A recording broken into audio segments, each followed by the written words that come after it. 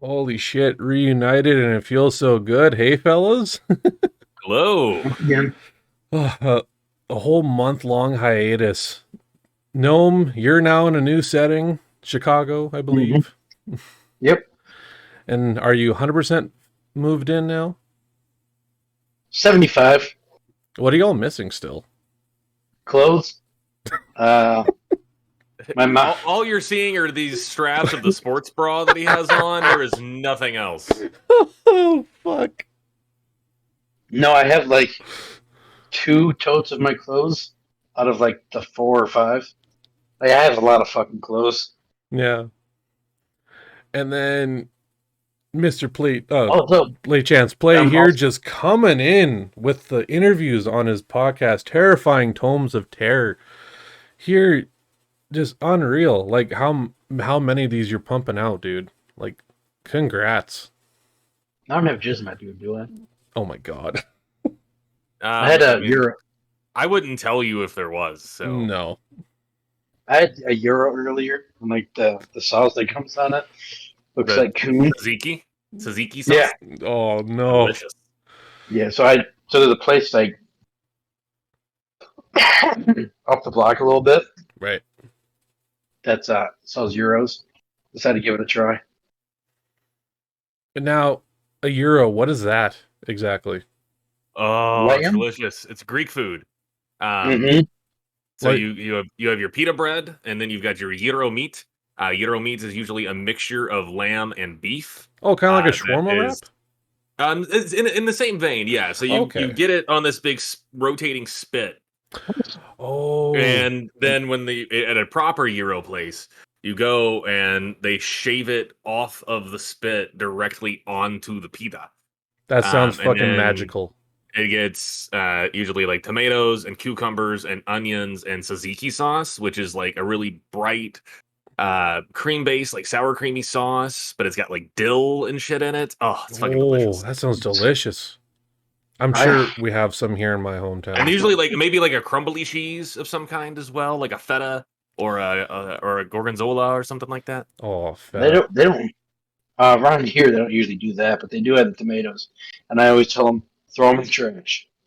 Yeah, I mean, I'm not a tomato guy either, but there's certain places like, I mean, you being up in the neighborhood of Chicago now, like if you're getting a Chicago dog from a street vendor, you let them put the fucking tomatoes on there, and then after you round the corner, you throw them away. You also put the ketchup on there as well. No, you don't. No, you put ketchup goes on hot dogs. No, it doesn't. You're not a ketchup fan? This is about to turn into a whole thing. First of all, ketchup I'm is American by birth, Midwestern by the grace of God. Ketchup goes on hot dogs. No. If you're above the age of 5, you don't need to be putting ketchup on dogs. Well, what do you put on hot dogs?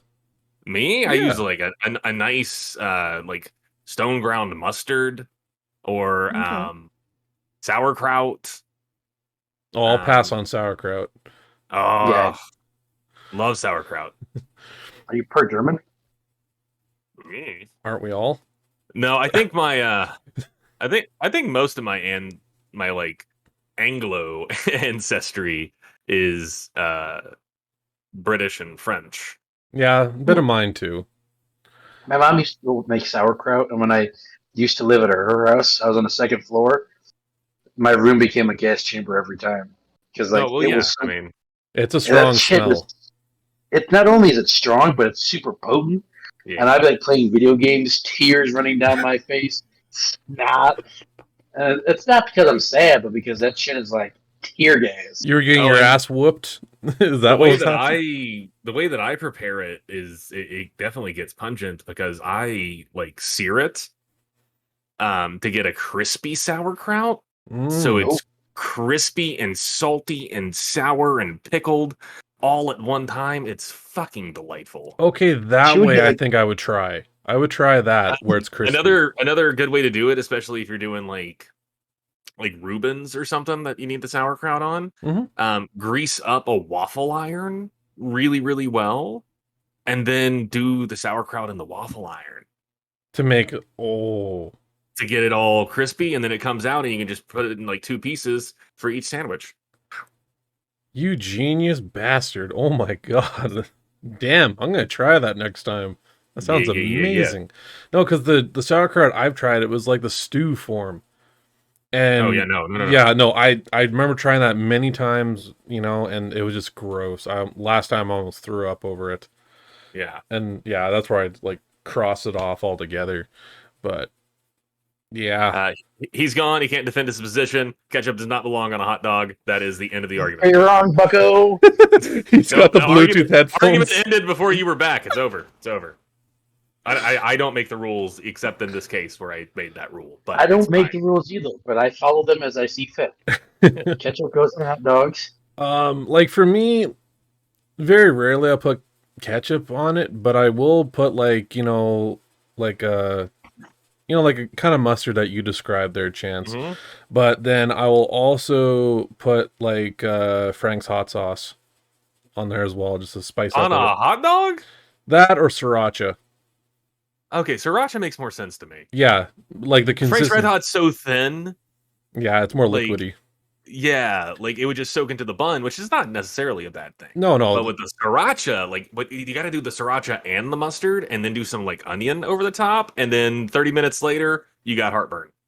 My family doctor is going to be pissed. I live in the South, man. Like you want some gut busting food, we can do it. Yeah. The Midwest is a very weird place, and there's two different types of white people. There is no in between. It's either they fucking love hot sauce to the point where they're shitting blood, yeah, or they can't. They see someone open up hot sauce and they have heartburn, and I'm that second group. Shame. I hate spicy.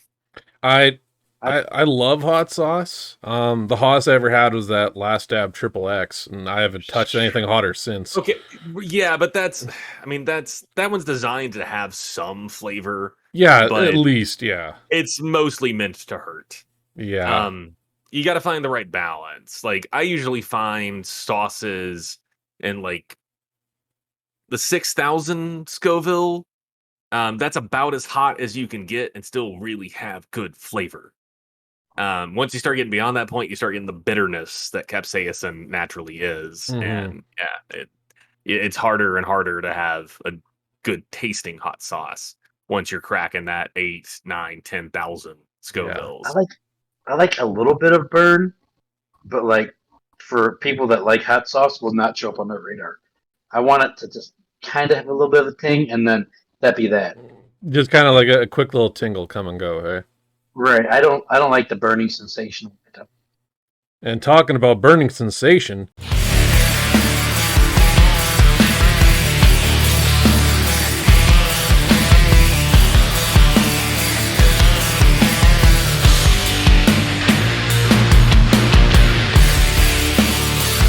Welcome everyone to the BPGN Podcast. I am the Big Red Gamer. Alongside with me, PlayChancePlay. And alongside of him, I'm Gnome, and I like to put relish, and I like to put ketchup and mustard on my hot dog. Sometimes a little bit of pickle. I agree with everything you said except for ketchup. I love relish. I found out when I ordered a Chicago hot dog on accident as a little kid. I was mad there was no fucking ketchup. It has been a hot minute since we've all been together. We've been up to our own shit. Some of whether we've moved, went on vacation, or just being a kick-ass podcaster going solo for a bit. Damn. So yes, we're back at it once again. Chance, what is the topic you bring to the table this time around? Yeah, so I obviously have just fully immersed myself into the world of horror. It is what I live and breathe right now, which is great. I got no complaints as far as that goes. But part of that is, even when I'm not reading a horror book or listening to a horror book or selling a horror book or talking to an author about a horror book, I'm watching horror movies, keep the vibe going. And I know that Dead Meat is revisiting the Chucky franchise with kill count soon, because he's covered them in the past, but like the format of the channel and the way that he does stuff has changed so much since he did them. He's covering them all again in his new kind of expanded format. So I was like, oh, that sounds great. And I'm a huge fan of that whole franchise. So I've recently rewatched all of them like twice. Oh shit. Just to, I finished the series, then I just loop back around. So yeah, I just kind of wanted to talk about how long lived the Chucky series has been. Since the 80s, right? 1988. Shit. Was the first Child's Play. And like, say what you will, but Chucky's like an iconic slasher up there. Oh, and absolutely. Like he's like, to me, I don't consider him so much as like straight up slasher horror, but there's some comedic in there. Yeah. So I've definitely got thoughts on that. Okay. Having watched them and kind of seen the flow of comedy throughout the franchise. So, yeah, I would argue though, talking about how Chucky's an iconic slasher. Yeah, I would say that he's a bigger cultural milestone. Like he's more common in the general cultural zeitgeist than any other slasher. Oh, Everyone agree. knows Chucky the Killer Doll. Yeah. Like all you have to say is like, who's the best killer doll? Chucky. It's not. Yeah. It's not Annabelle. It's not any of these other ones. Right. It's always going to be Chucky. And I mean, I think that if you just asked a random, like Billy on the Street style, if you just ran up and shoved a microphone into somebody's face, it was like, name one horror slasher. Chucky's name would come up more than Freddy, Michael, Jason, any of those other like top dogs, because Chucky, he's recognizable. Absolutely. So, however, I was say they never really did like a Chucky versus any other slasher movie character, did they? No. Like Freddy versus Jason. No, they never did a crossover thing with Chucky. Now, there is a sequence at the very start of Bride of Chucky that shows a police lockup. And in the lockup, we see Jason's mask. We see Freddy's glove. We see Michael Myers' mask. I completely forgot about that. Yeah, you see Leatherface's chainsaw. Like, you see all these iconic things. And then there's a kill in that movie, too, where John Ritter gets a face full of nails. Yes. And Chucky looks at him and is like, now why does that look familiar? Pinhead. Yeah. Love it. I'll be honest, growing up, like as a kid, I was terrified of horror films and I never watched any, but it wasn't until about like getting into high school, I then started watching horror. Bride of Chucky was my first Chucky movie that I watched. And when I watched that, then I went back to the very first Child's Play and watched all the way up. Out of like the original first 3 Child's Plays, I would say probably my second one is my favorite for Child's Play 2? Yeah, Child's Play 2. Child's Play 2 is it's my favorite movie of the franchise. Yeah. There are others that I think are very, very good and for different reasons. But I do know that Curse of Chucky is Brad Dourif's favorite one. I think that was the last movie. That was the last movie that was made, wasn't it? Curse? No, Cult of Chucky. Was the last film. Okay, yes. Both but of they those did that. Good. They did that thing that they did for a lot of straight DVD releases back then, where they filmed both back to back with mostly the same cast. Yeah. So I like those movies. I think they're very good. But yeah, apparently, Curse of Chucky is Brad Dourif's favorite one, and he did actually get to play Charles Lee Ray in the flesh again in that one, briefly for a flashback. And he said it took a lot of makeup and a lot of good lighting to get him to look like he looked in 1988. Yeah. Yeah, because I think the only thing I haven't seen of Chucky lately was the TV series, just because we don't have the Sci-Fi Channel here in Canada. Right. So I've been trying to find like any other way I could like find the seasons and like binge them, because from what it's been the one so far. Season 2 starts in October. Oh, okay. And in my ranking, I've got the series as my second favorite piece of the franchise. Wow. I think the series is a fucking masterpiece. I think everyone involved should be very, very proud. Where is it in correlation to like the Chucky storyline? It's now. It's after all of the other things. So that's one thing about the Chucky franchise, is that there was a remake, but that's because of a rights issue. which is why since Bride of Chucky, they have not been called Child's Play.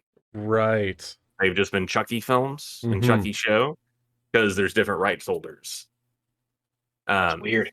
Yeah, super weird. But hey, it is what it is. But no, the show takes place like, as when it was airing, so like 2021, whatever it was. And yeah, Chucky's back in Hackensack. And over the course of the series, we see flashbacks of Charles Lee Ray, who is now played by Fiona Dourif. That's his daughter. Yes, his daughter, who was also in Curse of Chucky and Cult of Chucky. Yes. And yeah, they put her in a little bit of makeup and a wig and have Brad Dourif do the voice. And it's great. It's so silly. Now, would this be on like the Child's Play movies, the Chucky movies? Would they be on like Amazon Prime or like their horror section? Child's Play is streaming somewhere. I can't remember where. Last I saw it, it was about maybe a year or so ago. I remember seeing Child's Play 2 and 3 on Netflix. The very first one was on Prime Video. And then I think Bride of Chucky, I think was on Shudder. I can't remember. But what's Amazon's for? Amazon. Oh no, it's just Prime Video. But I don't know. They have like their own like little like subscription horror thing now. Oh, that I didn't know. That I didn't know about. I know unless they bought Shudder or something. Yeah, which like that's where you can watch Mad God on. Mad God is Shudder.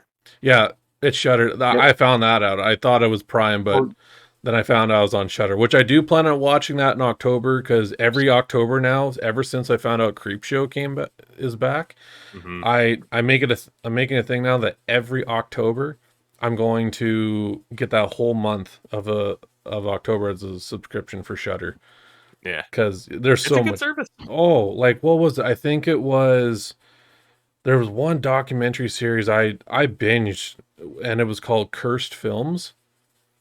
And that's a great one. That was an amazing, like the one that shocked me the most was the Twilight Zone. I didn't know there was a fatal accident on the Twilight Zone movie. Oh yeah, there was. Like, god damn. Which one? It was the Twilight Zone movie that was like, what was that chance? Like 80s? That was shot, or if that. Yeah. Late 70s, early 80s, I'll probably just throw in there. But anyway, there was the tragic death on set where it was this man saving these two little kids from like this Vietnam kind of set. And the explosions were so big that it knocked the helicopter that was hovering above them. And as they were running through the waters, the helicopter came crashing right on the guy and the kids, propellers first, and took them out. I heard about that. Yeah, that's on Shudder. It's on a documentary miniseries called Cursed Films, and it covers all these big movies that have a so-called curse to them. But getting back to Charles Lee Ray, however, which I'll throw this one at you, Chance. Charles Lee Ray, how did they get the name? So yeah, they pulled it from several different notorious killers. Throughout history. So you've got Lee Harvey Oswald, you've got Charles Manson, and then I think the Ray was supposed to be something with Wayne Gacy. I think so. I can't remember the first name. I know Ray was the last name of the guy, but yeah, it was like all parts of like serial killers and whatnot. Which, yeah, I mean, so Charles Lee Ray was the Lakeshore Strangler, right? So that's he's a serial killer. Yeah. And was known as a serial killer. Like, they knew his name. Like, when Chris Sarandon kills him in the toy store at the beginning of Child's Play, like, Charles Lee Ray is known as the Lakeshore Strangler. And then Tiffany was obviously his paramour. Even though we don't get introduced to her until Bride, right? The Chucky series shows us some of Charles and Tiffany's relationship prior to his death, and his transfer of soul into the good guy's doll. I totally had a crush on fucking Jennifer Tilly. I mean, it's Jennifer Tilly. Oh, she's such a babe, and in Bride of Chucky, I'm not gonna lie. Now, Seed of Chucky, where she gets to play herself. Yeah, that was funny. Like, What was it here? Gnome, when was the first time you watched Chucky? Or your first I exposure? was I was a very little kid. Yeah? Do you remember which one? Probably probably the first one where he gets thrown in the doll. Oh, Yeah. okay. Yeah, Child's Play. Yeah. I mean, I remember watching Child's Play 3 a lot as a kid, which is funny because rewatching it now, it is definitely like Aged bottom of poorly. my list. Yeah. Yeah. Like I like the final 15 minutes. And then but the rest of the movie getting to that final 15 minutes is a pain in the ass. Yeah, that's true. Like the whole military academy thing, and it's just I don't know. And they did the big old age jump. That one just doesn't sit well with me because No. like technically timeline wise, Child's Play 3 and Bride of Chucky are only a few days off, like a few days away from each other. Yeah, that's right, because in the end of the third one, that's where it gets chopped up in the fan, Right. and then And Brad then Chucky's in the Tiffany bag. bribes the cop to get the body and bring it to her. Right. Wow. Yeah, no So kidding. yeah, so that gets a little wonky, but Child's Play, never deviates from its canon. No, I'll give it that. no, like I think like as part of like kills, I would say, like in Child's Play 3, like my favorite, well, he kind of orchestrated it was supposed to be like a paintball match between the Oh military, yeah, and he yeah, swaps out everyone's paintballs with like live rounds in the rifles. yeah, And I was like, yeah, that's pretty cool. Okay, that's got me. But yeah. He's got great kills. He's got great quips.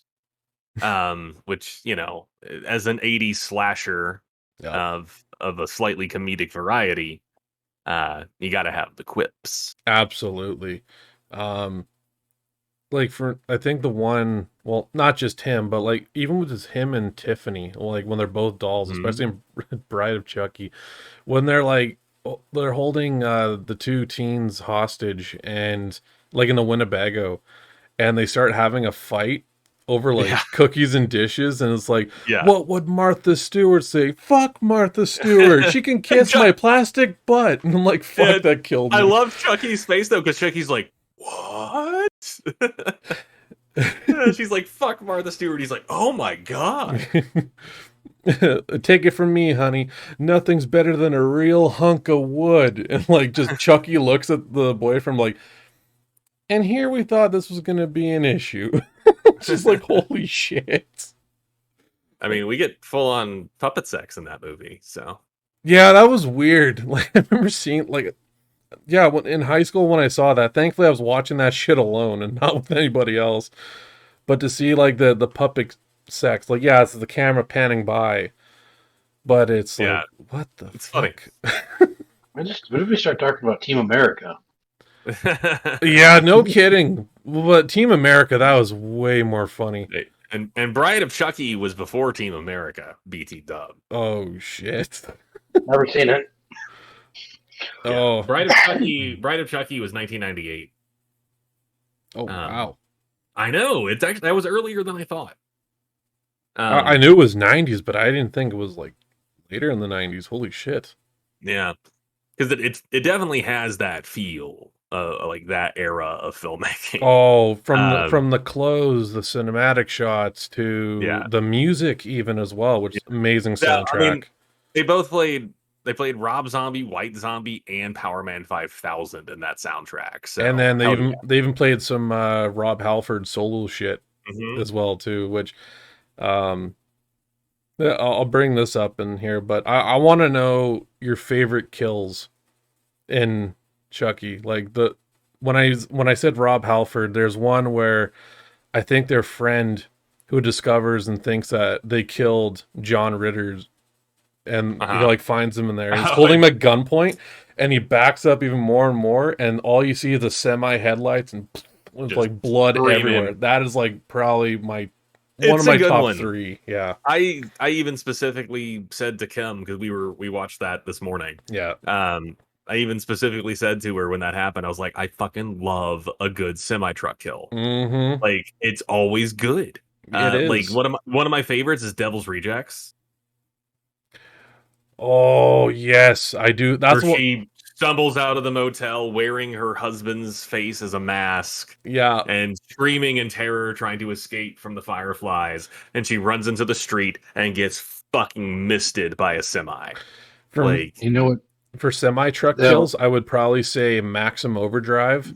Ooh, that's a good. And one. I believe it's one of the gas attendants that gets blinded by like gasoline, stumbles out, and then gets freaking hit hard by like the Green Goblin semi-truck. Or not quite semi-truck, but equivalent size. Fucking Final Destination.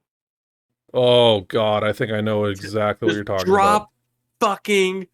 Oh, just creams her. Oh god. Fuck yeah. God, I love a kill like that. Now, what movie is it? It was a Stephen King book about Pet Sematary. Oh, Pet Sematary? Oh, yeah. That has a really bad semi-kill. Yeah. Because a toddler gets hit by a semi and he's still in one piece. Yeah, that's true. That kid would be jelly. Oh, easily. Like the bones are still fucking cartilage. Like he would just be turned to jam. Even for the head to still be all together too. Like especially because like that's where the impact would be, right? Like that kid that big, like he's gonna catch it square in the fucking head. Oh, like if not the grill, his head should be hitting the bumper full on from all that momentum. There'll be legs left. That's it. Yeah, maybe like torso to legs, if anything. But yeah, but like maybe like guts down. Right. Yeah. Yeah, that's true. Yeah, I didn't think about that. But yeah, but there's no way that fucking kid's gonna have an upper chest. No. God, no. Yeah, they just holy shit. Now just thinking about that because I think I did see the remake of Pet Sematary. No. I saw the original. I know, but the remake's bad. Yeah, I agree. Like the new one's not that great whatsoever. No, I really wanted it to be good. I even thought that them switching the kids was clever. Mm-hmm. And I was like, oh, okay, maybe trying something a little different. Yeah. And then it ended, and I was just like, I felt nothing. Like that was so cookie cutter basic shit. Yeah. And I tried to watch the new Firestarter. Was that any good? I didn't even finish it. Really, that bad? I was like, this is bad. Ugh. Seems like a lot of remakes are bad. Bad. Yeah, just I don't know. Like yeah, remakes in general. Sometimes remakes are killer. The fucking Evil Dead remake, holy shit, that was incredible. I remember, was it my mom who basically introduced me into horror? She, what was it? She showed me the first Evil Dead when I was in high school, and I watched that with her. And then when I found out when it was getting remade, I saw the trailer myself. I'm like, holy shit! I then show my mom, and she just like, no, I will not see that. And all she had to see was the one that's possessed, like cut her tongue in half with the turkey cutter and like French kiss the other girl. Yeah. And my mom's like, ew. I'm like, yummy. She's like, what the hell? A tree raping a girl. Yeah. Cool. Yeah, what the fuck, right? We got no issues with that. Yeah. But the girl was it raping Redwood Forest? Oh no, so like and the thing is it did happen in the original. Have you not seen Evil Dead? No. You do. That was General Slimer, right? Oh. But the thing is you need first movie. Okay, so I'll gloss over the egregious lack of film culture. Yeah. So there is a sequence where a tree is possessed by a deadite, by the evil spirits, and it uses vines and binds a girl to the ground and forcefully penetrates her. Jesus then possessing her afterwards. And it sounds like, ooh, yikes right now, but when you watch it on screen, whether it's the original or the remake, it still makes you cringe a bit. Reshot it again for Evil Dead 2. Oh god. You would like Evil Dead. It's an iconic scene, man. It is. It really is. Like it, especially for Evil Dead, I think the most iconic scene for me is when it's in Evil Dead 2, and his girlfriend comes back from the dead, and you see her whole body get built up, and she's like twirling her head across like her shoulders, like dancing. Effect, yeah. Oh yeah, like it's. Would you call Evil Dead a bit of slapstick? The first one, no. No, of course not. No, but for the rest, the second one starts leaning into the slapstick. Yeah. There's like all the animal heads laughing, and I love that scene. Oh, I do too. Evil Dead 3, also known as Bruce Campbell versus Army of Darkness, absolutely 100% a homage to the Three Stooges. Absolutely. That's so much slapstick in there. And then the Ash versus Evil Dead series is very slapstick. It does try to retain a bit more of its Evil Dead roots with some nice serious dramatic moments, but it definitely is a continuation of Army of Darkness. Yeah, so the first one, the first one I would still watch though, Gnome, but if you but like the rest of the movies, including the 3 seasons I got for the series, Ash versus Evil Dead, I think it was 3. Yeah, that sounds right. Is that with Dr. Cox? No, that's Stan versus Evil. Oh, okay. Yeah. No, Ash versus Evil Dead it was on Stars. Yeah. Okay. There was long story short, no, highly recommend it. You would love Evil Dead. Which, by the way, Mr. Curator, thank you very so much for the Necronomicon. Oh yeah, the Necronomicon. I am so fucking happy I own a Necronomicon now. Which, no, the Necronomicon is like a big key piece in the Evil Dead series. It's the Book of the Dead. It's like bound in human flesh and written in human blood. Yes. It's ancient burial rites and demon summoning rituals. Yeah. Oh, when I opened that up, like I barely even woke up at like 9 in the morning. Yep. It's actually canon that Jason is a Deadite. What? Because I think it's in the 5th Friday the 13th. We see the Necronomicon from Evil Dead in the basement where Jason's being summoned. So Jason is a Deadite. No fucking. Oh, I gotta watch it. I gotta watch the 5th one all over again. Yeah, I think it's the 5th one. I would definitely Google to double check, but hell, might rewatch all of them. Oh, I'm always down for Jason Voorhees. Yeah. Only reason I like those movies. Oh yeah. Ever heard of the Necronomicon was because it was referenced in a Whitest Kids You Know sketch. Oh, okay. Was it about Lovecraft? No, they killed their brother with a nail gun. And they're like, we have to bring him back from the dead. Get the Necronomicon. Jumanji. And then he's just freaking the fuck out, saying all the awful things he saw and then what happened to him. And they're the Necronomicon, as far as I can tell, and I could be wrong on this, so please let me know in the comments if I am, but I'm pretty sure H.P. Lovecraft coined that term. I believe that. I'm pretty sure. I remember in high school, before I watched Evil Dead, I remember like looking up books of the Necronomicon, and H.P. Lovecraft popped up first. So, yeah.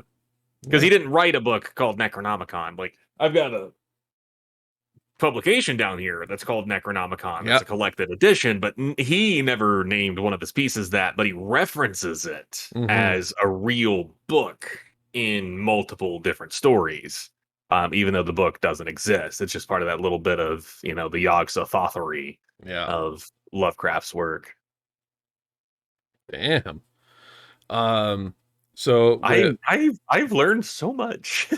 For me, I know very brief stories of H.P. Lovecraft. Like I know without him, you wouldn't have like Stephen King or any of these other authors out there because they took total inspiration from his stories, not his personality, but his stories.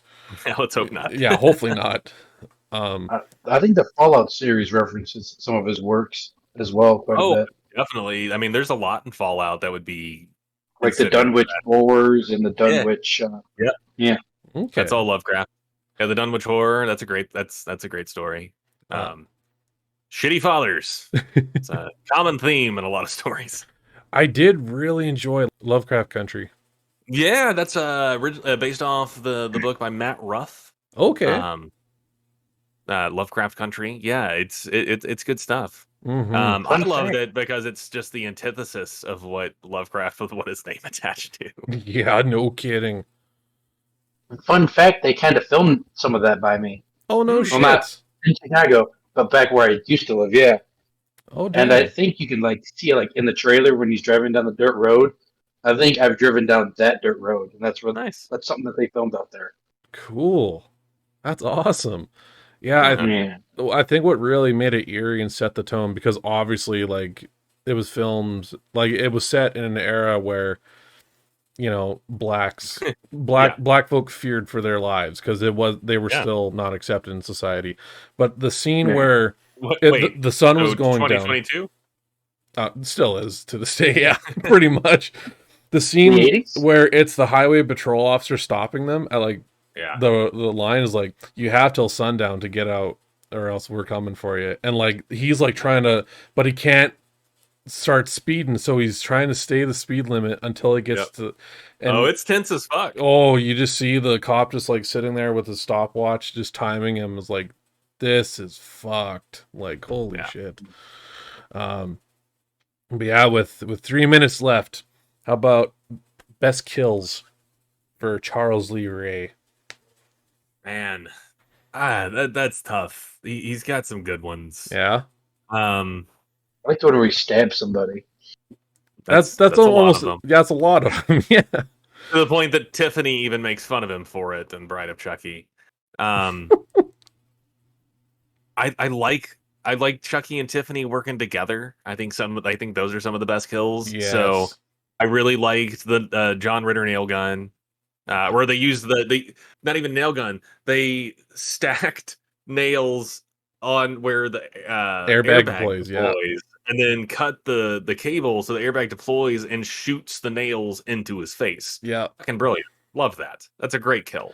Even though it doesn't kill him immediately, and he pops back up for a scare later, and then falls over and drives the nails further into his face. Yeah, fucking perfect. I love that so much. I'll throw one. Go ahead. Oh, I was gonna say the other one that I want to give an honorable mention to. Is also Bride of Chucky, but it's the couple they kill in the honeymoon suite. I was just about to say that one. That's one of my favorite kills in the whole franchise. It's so stupid. Mm-hmm. For that one, this couple is in a honeymoon suite bed. It's a water bed, and it's got a canopy, and the top of the canopy is a mirror. Right, so super gross. Yeah. And Tiffany, Chucky's bride, who's also a doll because voodoo, takes a bottle of champagne and chucks it up into the mirror, causing the mirror to shatter, and then the pieces fall, impaling the couple, shattering or puncturing the water bed itself and spilling blood water all over the floor, at which point Chucky and Tiffany bang. He's just in shock and awe, like standing on like the fur rug, and he just looks at her like, I love you. Just like, oh man, for kills though, what was it? You know what, it's probably gonna be a kill towards Chucky, I'm gonna say, and it's in Child's Play 2, where he's on the assembly line and the kid like throws in reverse, and he's getting like molten plastic put on him, like extra limbs and that. Yeah. And then he later on, he comes off the assembly line, severing from the lower half, and he's on like a little board with wheels. And just as he gets closer to him, gets more molten plastic dumped on him, and was it like a tube gets stuck in his mouth, expanding him with air till he just blows up. That's a good one. I also really like his kill in Child's Play 3, which is what he gets dropped into the fan. Yes. And that's what chopped him up, and why for the rest of the series, up until the actual show, he's all scarred up, where Tiffany rebuilt him. it's cool that you bring that up because like I do love the stitched Chucky look. I love that look of him. But when it went to Curse of Chucky, I love it like when you wonder like who he actually is, and he's peeling off like the fresh plastic, and you see like the scars. I'm like, yes. I loved that reveal so much, Yeah. and I know we're running on time, but it's that whole movie. I was like, I know this is Don Mancini. I know this is the same people that have done the rest. Why does Chucky's doll look so wrong? Yeah. Like they didn't get the face right. How did they not get the face right? Very little, And very boyish. They went with that one. And then you're 45 minutes, whatever it is, into the movie, and where Chucky reveals himself, and he peels off this latex, revealing the face. Yeah. That we know, the stitched up Frankenstein monstrosity that has been Chucky the last few movies, and then the doll looks right again. Mm-hmm. And I loved that reveal. I thought that was so well done. The end credit where he gets shipped to Andy's house and he pops out of the box and Andy's with a shotgun loaded and is like, Andy, no. I'm like, yeah. He knew from the past bullshit. Oh, Andy's back in the show too. Oh, no way. Yeah, same actor. Oh, damn. That's awesome. And they're bringing back Glenn and Glenda this season. Oh, no shit. No shit. Oh, fuck, I need to find this bad. I want to watch it, damn it. Oh, yeah, so the protagonist in the show is a young gay kid named Jake, who's bullied by people at school. He's bullied by his dad, played by Devon Sawa to great effect. Okay. Devon Sawa plays multiple characters in the show. He's amazing. What else is he in? Devon Sawa, Final Destination, Idle Hands. Okay, Idle Hands. I would remember for sure. But so when Chucky finally reveals himself to Jake and he's talking about Jake being gay or whatever, and Chucky's like, I've got a queer kid. And Jake's like, and you're what? And he's just like, yeah, gender fluid. It's like, and you're okay with that? And Chucky just leans in and goes, I'm not a monster, Jake. It's like, I love that so fucking much. Like, Chucky, the serial killer, he's killed fucking dozens and dozens and dozens and dozens of people. But when it comes to hating on his kid for being queer, he's like, I'm not a monster. Love it. Oh, man. I'm a monster, but not that kind of monster. Yeah, exactly. Oh, man. Good shit as always. Professionals have standards. Keep on slaying, Charles E. Ray. Keep on slaying. Yes. But also, let me bring him closer. Oh, I love that, man. So I posed him so he'd look like he was doing the Damballa chant. That looks damn near close. Damballa, give me the power I beg of you. But he actually does talk. And you know what they say.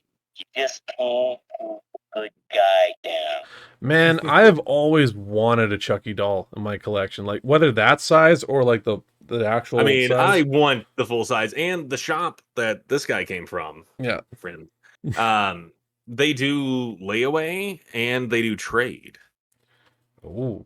So I might be able to wrangle up some stuff, but I do want the full. He's $500. I know he's pretty pricey here in Canada too. There's a set you can get when I was in Edmonton. Chucky and Tiffany. Yeah, Chucky and Tiffany. Like you can get the set, and it was like $800. This shop has Chucky, Tiffany, and Glenn. Oh shit! And they're all life sized, and it's like, but it's like to get all three would be $1,500. I can imagine.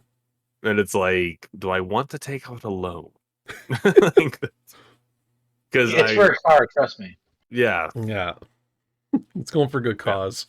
Okay, guys. So, as we sail off from the islands of horror of Charles Lee Ray, we're going into the tropics that is Marvel, or the MCU more specifically.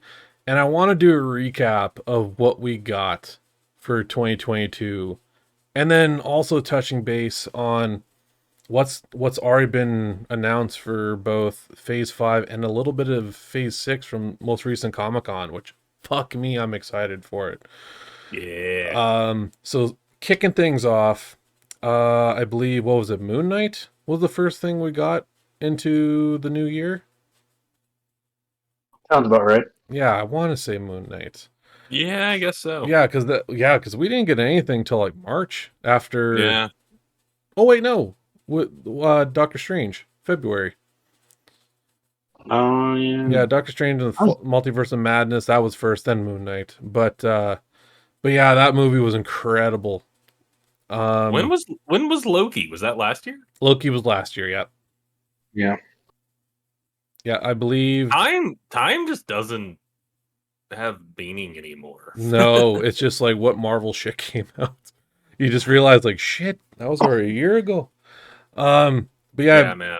With coming off the success of Spider-Man No Way Home from last year, which insane movie, we then got introduced into the Multiverse of Madness for Doctor Strange. Incredible film. Loved it. As you and I talked about before, Chance, total Sam Raimi film. Oh, absolutely. Camera shots to they did the Deadite camera zoom shot. Oh, yeah. Which you and I talked about it, even though it wasn't in the movie. We heard the demonic chants like following the camera. Oh, yeah, for sure. But it was a good first try for horror for Marvel. Yeah, like, no, they did a good job. The souls of the damned being turned into a fucking cape. Like, come metal, on. Man. That was so metal when I saw it. Like it like the cape looked like a set of bat wings at one point. Yeah, like, oh, so cool. And then getting our first glimpse of what like the Illuminati, which they didn't last too long. Yeah, they got fucking one-shotted. But like it's just I just remember sitting in the theater with my wife and my parents, and both my wife and I just went, oh fuck, because all we had to hear was "Welcome to the Baxter Building." It's like, really? And we got to see John Krasinski's Mr. Fantastic, which looked amazing. He did. I was happy that they gave the fans what they wanted with that, and cast Krasinski to be Reed Richards. I also love that he entered via one of fucking Doom's portals. Yes. Nice little hints to Doctor Doom, who is yet to make an MCU appearance. Oh man. So very excited for the potential of Doom in the future. He is one of the best villains, Marvel villains that has ever been. Easily. I love Doom, so yeah, very excited. Black Bolt. I think Black Bolt, Anson Mount, which Anson Mount. God damn. He is a handsome motherfucker. I will say that. The actor who played Black Bolt. But he's also Captain Pike in Star Trek Discovery. He was I know it wasn't successful, but he was Black Bolt in the Inhuman TV series, which not Discovery, Strange New Worlds, but also Discovery. That's where he started. So okay, continue. But yeah, he was in it didn't go that great, but it was cool that they still brought him back for Multiverse of Madness to play that Black Bolt. But that costume, the proper Black Bolt, amazing. For sure. The effects what really stood out to me is where after they killed Thanos, he then killed Doctor Strange, but for him to walk up and just whisper, "I'm sorry," and just see the vocal impact of disintegrating. Just disintegrate him, yeah. Oh. And then it's the guy with the booming voice or whatever. Yeah, the one who has a powerful voice. Like if he whispered, he could destroy a building. He yells, he could blow up a planet. Yeah, Black Bolt is a crazy powerful character, but yeah, it's great because he never speaks. He's got his own form of sign language that he does, so he can communicate with people because he is the king of Attilan, which is the lead city of the Inhumans. And then his wife, what was it, Medusa? Medusa. Yep, Medusa. She has telepathy, so she could sometimes speak for him.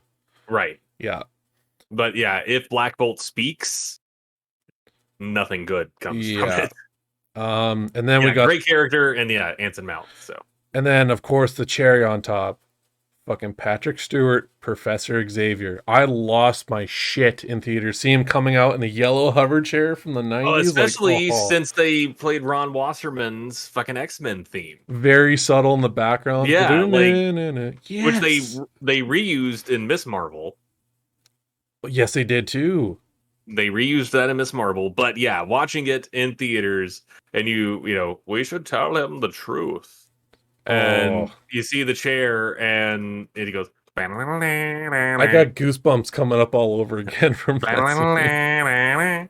It's like, oh fuck, it's the fucking X-Men. I love that though, because Ron Wasserman, he and I are actually friends on Facebook. I've met Ron. Shit. Because Ron did the theme song for Power Rangers and lots of songs for Power Rangers. What'd you say? Trying to make fun of me. Oh boy. my wife likes to poke at me every now and then. She'll be like, she'll poke her head in there, nerdje, which is like Portuguese for nerd. Like, yeah, okay. He's making fun of me for name dropping, even though it's fucking relevant in this situation. It is. We're a pop culture podcast. It's cool. It's a pop culture podcast. I'm friends with the dude whose music we're talking about. Exactly. But yeah, like it was incredible. Like again, they got killed off so fast, but it was really cool to see what an Illuminati team would look like. Right. No, I mean, I do agree that it was cool to see that, but I do want to point out that this is the third or fourth time we've seen Patrick Stewart, Professor X, die. Now, the thing is, I think it's 3 because I know he died in X-Men 3. X-Men 3. I did find out he did die in Days of Futures Past. So it actually is 4. He died in Logan. And then got killed in Multiverse of Madness. Yeah, so yeah, it would be 4. Last time we spoke, I said 3, but then when I rewatched Days of Futures Past, like, oh, shit, it is 4. Okay. But I also saw where someone went frame by frame of his kill in Multiverse, and Scarlet Witch doesn't just snap his neck; she rips his whole head off. Holy shit! That's a quick cutaway. Then, if they didn't want to show, they went frame by frame, and you can see where the head separates and turns, and it's like, god damn. Oh, I gotta see. But when Wanda had the scary Deadite face too, with the teeth and shit. I was hoping to see a zombie Scarlet Witch coming into that red mist into there. I was like, oh, let's see it. But yeah, again, incredible fucking film. Loved it. Yep. And then going from there, we get introduced to a new character into the cinematic universe, Moon Knight, which in the comics he's a very old character. He was actually an antagonist in the comics at first against Werewolf, wasn't he? Werewolf Knight, yes. Yeah, there we go. Very, very old run. And then they brought Moon Knight back and made him, protagonist after that. And the thing, I found this out later after watching the series, because I've heard of Moon Knight, but I'd never really understood about his character. And especially with characters like him and Ms. Marvel, I love it that we're getting different backgrounds of mythology that is Marvel Comics. For Moon Knight, of course, is Egyptian mythology, so it's a lot of Egyptian gods and whatnots. But when you first see Khonshu, especially that booming voice that he has, it's terrifying. The first time you see him, he's chasing Steven down the hallway, and the lights just flicker on and off. You see this giant fucking eagle beak skull walking towards him. I'm like, oh, I'd be shitting myself in that elevator. Damn. And then what? The main thing that I knew from Moon Knight for a long time. Now I did learn more when they first announced the show. I was like, okay, I should read some of this. I read most of the Lumiere run. But the meme panel where it's Moon Knight descending the steps of a church, and Red, you'll just have to Google this and pull this up for the, the recording. But absolutely, Moon Knight descending the steps of a church. There's a cross cut out behind him, and it says, "I know you're here, Dracula, you big fucking nerd. Where's my goddamn money?" Oh shit! It's not a real comic, but it's made the rounds so many times I'm that gonna find anytime this. Moon Knight comes up now, it's like, yeah, you big fucking nerd. Where's my goddamn money? Oh, it's so funny. I hope Oscar Isaac gets a fucking like Oscar or an award for his He did portrayal. really well. Like, especially like all the rants that he's having between different split personalities of like, you had Mark, you had Steven, and then near And the end you had yeah, the final scene is Jake. yeah, Jake Lockley is his name. Yep. And just to see all three of those well, you don't see the third personality intertwined with the other two, but to see him banter and then change between Steven and Mark, incredible. Didn't break whatsoever. And also how fucking clever of Khonshu to release Steven and Mark from their agreement while knowing he still has Jake. Yeah, he's like, I got another ace, buddy. I still have your body. Yeah. Like, you're still my avatar. Fucking great. Yeah. Dug that. Incredible series. Sadly, we don't have any hint of a season 2, which I hope we do get more Moon Knight soon. Yeah, me too. I loved that. I thought it was great. And then going off of Moon Knight, we then later go into Ms. Marvel. I also really, really liked this show. It was amazing. Again, I love the diversity we're getting, including the different mythologies. You know, like what pisses me off more than anything right now lately is because ever since Endgame, and I keep seeing, oh, Marvel died with Iron Man, it's not good anymore. I'm like, shut the hell up. This is where we're getting the bandwagon jumpers from Endgame, because it's like, okay, MCU has barely scratched the surface of what heroes and different characters that Marvel has to offer. And there's bigger events, which that thanks to Comic-Con, that's going to become a thing now. There's bigger events than Endgame that are coming. I'm pumped, but yes. Yeah, Secret Wars. Oh, Secret Wars and Kang Dynasty, man. Let's fucking go. Yeah. So Ms. Marvel, you know, from her character, especially her personality, I got like young Peter Parker vibes from her. How bubbly and giddy she is. Her and Peter would be very good friends. Oh, easily. Yeah, they would very much enjoy working together. Though I do want to talk about the elephant in the room, as it were, because she is so okay. Her character, her power level, let me say that, because her character in New Jersey and all that, that's all very much the actual character. But they changed her powers completely. Very much so. Over 9,000? Kind of. Yeah, it really is. Kind of. So in the comics, she is an Inhuman, which is what Black Bolt is the king of. Yeah. From Multiverse of Madness. Inhumans were Marvel's answer to Fox owning the rights to the mutants. They went through a thing where they were like, we don't want to publish mutant books because that's just promoting a rival company. So they created the Inhumans, who go through a process called Terrigenesis, which transforms a human into an Inhuman. And they were featured. What Deadpool is? No, Deadpool's a mutant. Yeah. Oh. His just mutant gene was activated through the torture. Yeah, these are Inhumans, so they go through like a cocoon metamorphosis process. And emerge out the other side with powers. Yeah. And they don't know what the powers will be. Yeah, it's literally like a roulette wheel of what you're gonna get. Yeah. But yeah. So, yeah, Agents of S.H.I.E.L.D. went deep into Inhuman lore. So a lot of Inhumans in that, and then obviously there was the Inhuman show, which was terrible. Yeah. But yeah, they decided to just drop that completely and make her what she was going to be originally, which is a mutant.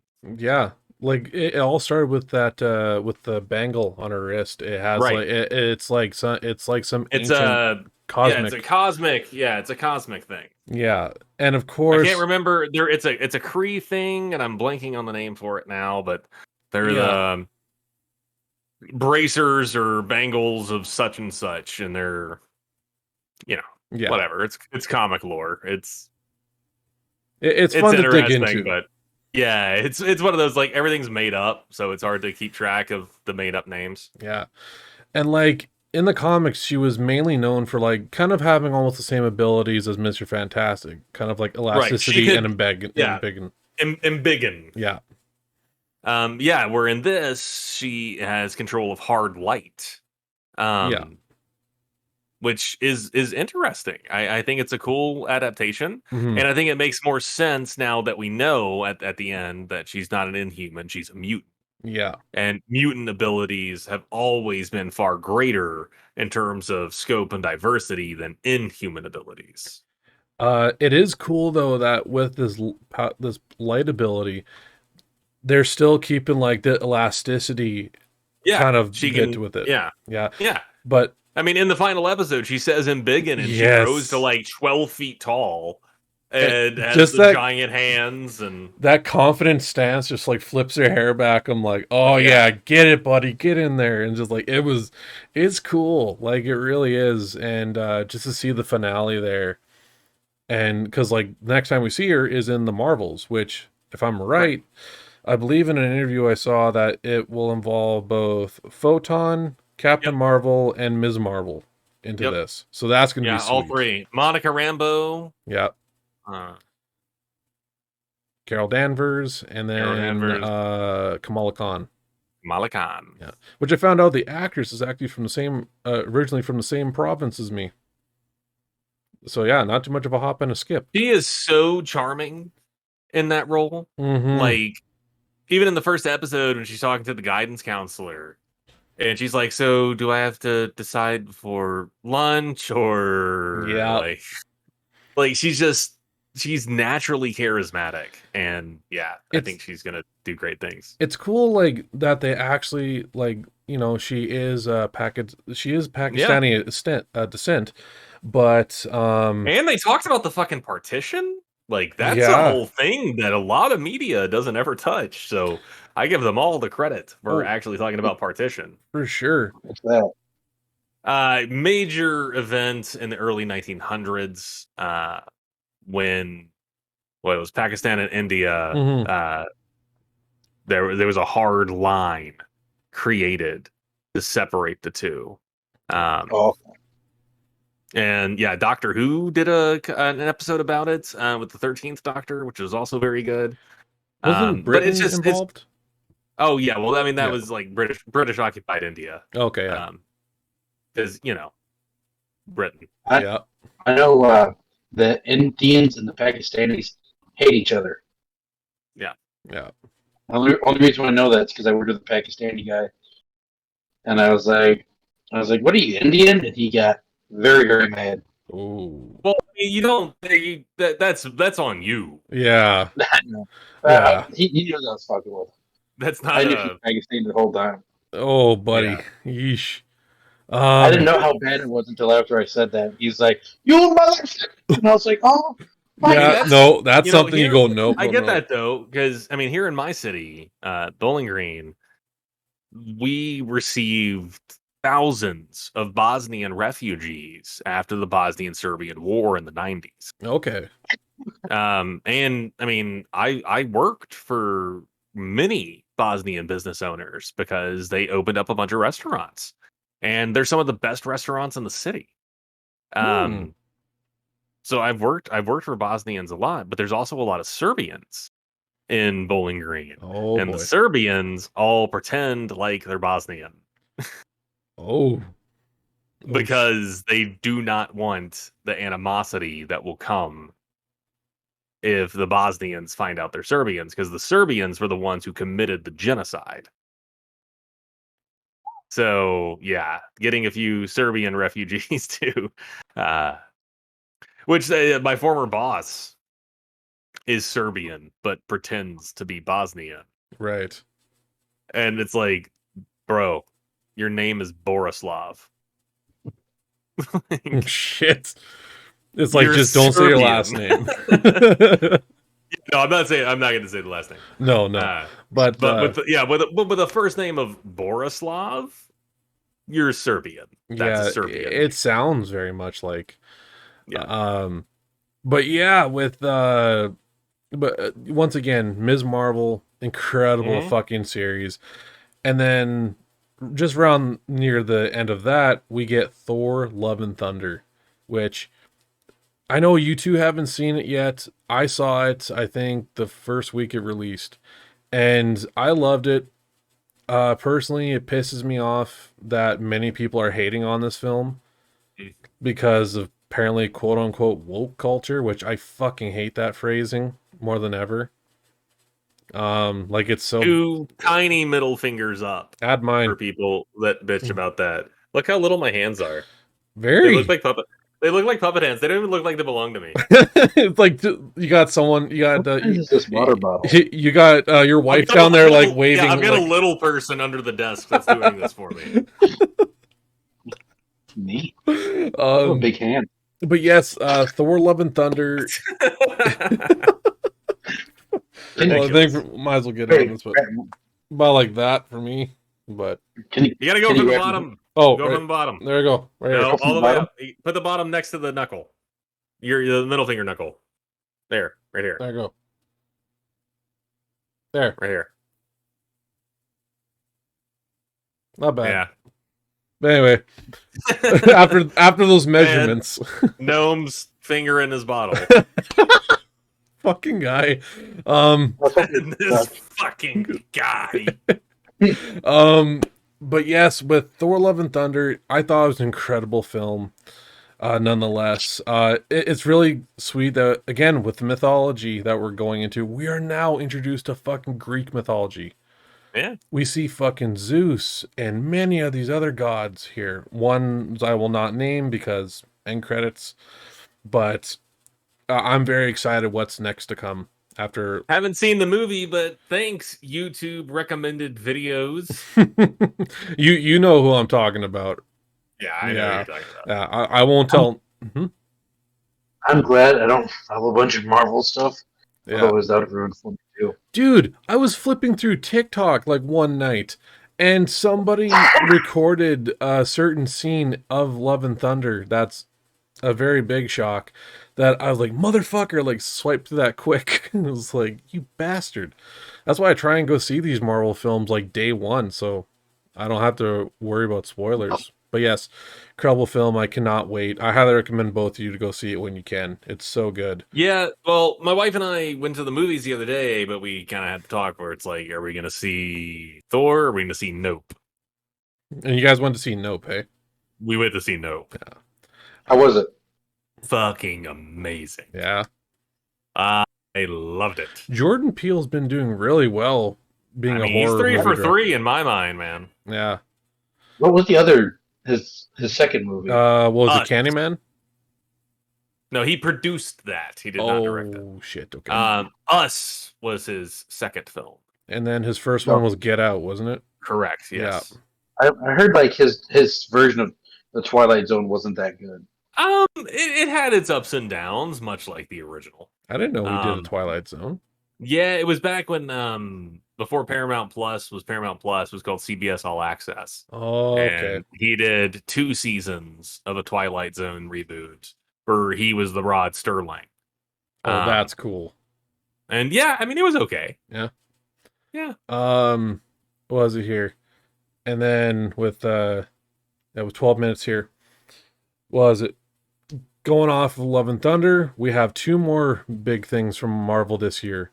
We got She-Hulk, Attorney at Law, coming out this month. Yeah, That show looks horny as hell, and I am here for it. All I had, like, I'm not gonna lie, I love She-Hulk, but seeing her on the big screen, I'm like, oh. I'm like, especially that first trailer where she like picks the guy up and is carrying him to the bedroom. I looked at that, I was like, you lucky fucker! I will gladly die by snoo. Bring it. Right? Yeah. I knew I'd get him laughing. In that, you see a brief clip of fucking Daredevil in his red and yellow leathers. I was like, yes, please. Fuck yeah. Can we take a quick pause right second? Yeah.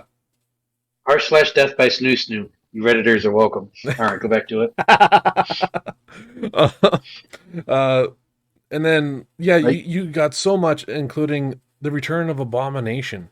The same actor. I can't remember the actor's name for Blonsky. Charlie Cox. Or no, Tim Roth. There we go. Yeah, and he came back and he's still playing Blonsky. And the new look of Abomination looks cool. Yeah, it looks like from the fins. Yeah. And it really makes you think because it makes you go back to Shang-Chi. Yeah. And I'm like, wait, Wong showed up in the trailer. And that's his cell that they went into through the portal. Yep. Holy shit. That's awesome. Yeah. I mean, I'm super hyped for it. I love that they're doing fourth wall breaking. Yeah. That was a She-Hulk thing before it was a Deadpool thing. Oh, absolutely. You can go back to your life as a lawyer. I understand. He doesn't mean that. Like, looks away from Bruce. And I like how she was kind of surprised too. Like, oh. Yeah, I can do that. Oh, yeah. Oh, you have fourth wall breaking power. And then finally, the only thing left of this year is Wakanda Forever. I saw the trailer.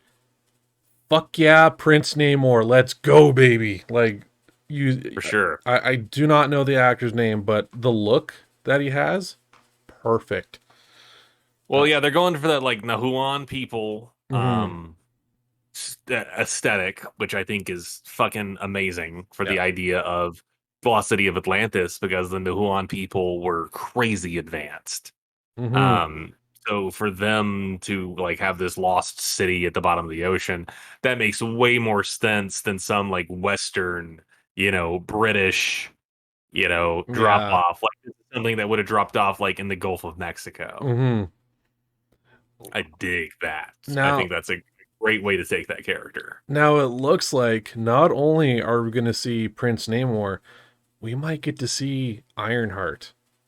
Yeah, no, Riri Williams is in the movie. And we probably are going to see her fully fucking suited. Because you see her in the clip hammering out on iron, and you saw the iron-shaped heart. I'm like, fuck yeah. Now, who do you think is... Because you see a glimpse of the trailer of somebody in the Black Panther suit. Who do you think it is? My chips are down saying it's Shuri. I think it's probably going to end up being Shuri. Yeah. However, I hope it's Lupita Nyong'o. Nakia. Oh, okay. Nakia. That was the girl that he blushed. The love interest. Yeah. Yeah. Did he freeze? She's shown to be a badass. She's also an Academy Award-winning actress. Yes. And is just fucking incredible in everything she's in. And like, yes, give her the title card. Absolutely. Like Lupita Nyong'o deserves all the roles, and make her a badass fucking Black Panther. Yes. She's gorgeous. She did a zombie movie called Little Monsters. That's on Hulu here, so it might be on that Stars Plus, whatever you've got up. Probably, up yeah. That's fucking fantastic. It's like she's a kindergarten teacher, and zombies attack while they're at a petting zoo. It's lovely. Oh, I'm checking that out. So then, with all that, these last two projects left for 2022. 2023 to 2025 is going to be fucking mental. Yeah. Like, a lot of great shows that are coming out. Like, the biggest of the ones for the shows is Secret Invasion, which I cannot wait for that. Yeah, you got Nikiri Maria Hill. You got Echo. Echo's getting her own series, which which will also feature Daredevil. Daredevil and I believe Kingpin. Yes. And then he will be the antagonist of that show. And then, speaking of Daredevil, Daredevil's coming back with his own series. 18 episodes. Fucking episodes. Yes. Let's fucking go. And then, like, not only Charlie Cox, but, like, fucking Vincent's coming back as Kingpin. Like, I love the look of Kingpin ever since Hawkeye. He looks straight. Private Pile? Yeah, that's who Private Pile is. But yeah, in Hawkeye he came back, but like he put on more weight to look like Kingpin from the comics. He was perfect. Like that, and the big fan theory is that Daredevil was blipped, and Kingpin wasn't, which allowed him to rise back to power. That would make and now sense. Daredevil's back, and he's pissed. So are they going to do anything with the Punisher, or just kind of? Well, the thing, we'll see. It looks like more and more of the Netflix stuff is canon. So yeah, we'll see. I know, like there has been talks with both. I imagine he might show up in the Blade movie. Yeah. Oh, that's coming too. I'm so fucking setting happy. up like Midnight Suns. Oh, I want. Is it something with Wesley Snipes' Blade? No. What? It's not him. It's Maharaja Ali. Yeah, he played Copperhead in Luke Cage. Yeah. Amazing. Cottonmouth. There we go. Yeah, but yeah, amazing actor. I know he will kill it as Blade. And then you're talking about Punisher and like and Midnight Suns. Thunderbolts, man, that's ending Phase 5. I am so pumped. Now, it does suck that William Hurt died. Yeah, so no Red Hulk, or no Red Hulk, or we could multiverse that shit. Possibly bring in a younger actor. Yeah, that's like a younger Thunderbolt Ross, and turn him into the Red Hulk. Like, yeah, that would be possible. Do you know who would be great casting for that? Who? Edward Norton. Oh shit! Yes, and that's some shit Marvel would straight up do too. Like, easily. Like, you know who would rate the best antagonist for our Green Hulk? The guy who originally played him. Yeah, like with Thunderbolts, and then I know there was a few other series or big movies that were supposed to come. Ant-Man and Wasp: Quantumania. Which they did confirmed. We're getting MODOK, which apparently we're getting MODOK and Bill Murray. What? Who's Bill Murray playing? They did not say that, because I know that the Bill Murray's in the movie, and now I really hope that Bill Murray is playing MODOK. Now the thing, I would love that, but from what I've heard, they're recycling the same actor that played Yellow Jacket to play MODOK. Oh, Corey Stoll. Yeah, which that's not bad either. He did good. He did great. Yeah. But yeah, like Kang's supposed to be in there too, which thanks to Loki. And they showed the footage at Comic-Con, and then I've seen like the transcripts of the footage. Oh. And there's a sequence where Scott is talking to Kang, and he says, "I'm an Avenger," and Kang responds, "You're an Avenger. Have I killed you before?" Oh shit. Yeah, and it's like, oh. And then one more to add in here, Guardians of the Galaxy Volume 3, which I'm not gonna lie, I'm a little heartbroken because it is the last Guardians film. Yeah, no, Rocket's gonna die. Yeah, I have a bad feeling because like Rocket and Drax are my favorite. Once they said that Layla was going to be in the story, I was like, oh, yeah, no, Rocket's dying. Layla's the otter, isn't she? Yes. Yeah. Yes. Fuck. And making Rocket the product of the High Evolutionary, that just makes so much fucking sense. Yeah. It's going to be sad. Chudwicki, what's his name? Chudwicki Ejanaway, something like that, who was in Peacemaker. He's playing the High Evolutionary. Yes. Ooh, which guy is that? He was the leader of the group that was revealed to be aliens. It was like the insects, wasn't it? Butterflies. Yeah, he was the leader that was posed as like the mayor.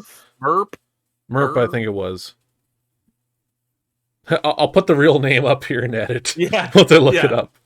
You gotta love that post production. The audio only listeners are never gonna get the answer. No, but when the name comes up, you put the slap effect, like fucking face palm, like shit. It was this instead. Or you guys can look it up, audio listeners. But yes, so they're listening to the podcast on their phone. Yeah.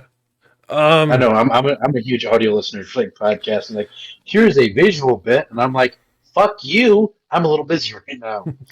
So to finally tie this topic off with a bow, we got a reveal of just 3 projects of Phase 6, the beginning and then the end.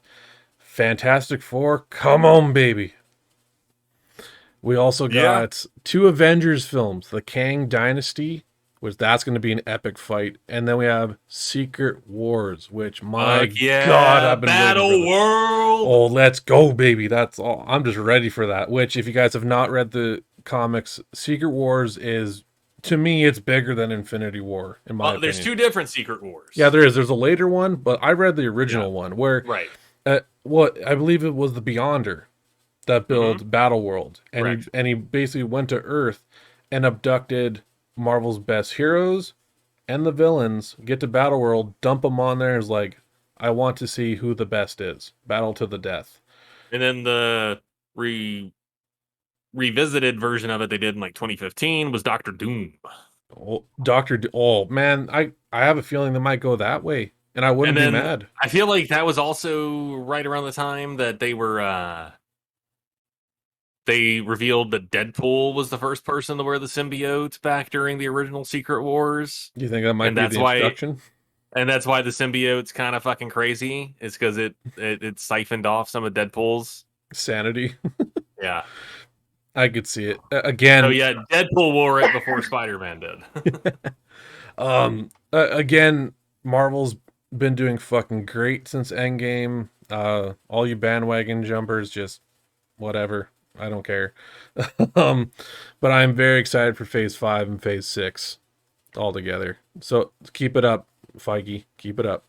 All right, so we're going to do video game soundtracks. And I'm going to go with my first favorite, Skate 2. Skate 2 was pretty good. It's got some Motorhead on there. Yep. It's got some, what was that other heavy metal band? Steel Panther.